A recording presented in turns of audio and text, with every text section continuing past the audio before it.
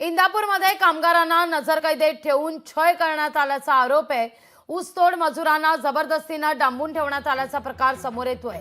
इंदापूर तालुक्यातील रेडा गावात ही धक्कादायक घटना घडलेली आहे। इंदापूर तालुक्यातल्या रेडा गावात हा सगळा प्रकार समोर आलेला आहे। ऊस तोडणी करता नेण्यात आलेल्या मजुरांना नजरकैदेत ठेवून त्यांच्यावर अत्याचार करण्यात आल्याची गंभीर तक्रार नोंदवण्यात आली आहे। या प्रकरणी इंदापूर पोलीस ठाण्यात गुन्हा दाखल करण्यात आला आहे।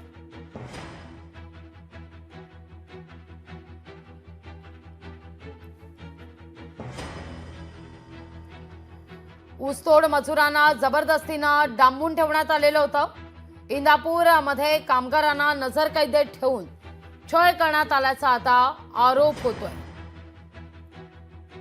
ऊसतोड मजुरांना या ठिकाणी नेण्यात आलं आणि त्या ठिकाणी डांबून ठेवण्यात आलं असा आरोप हा करण्यात आलेला आहे। इंदापूरमधल्या रेडा गावातला हा सगळा प्रकार आहे।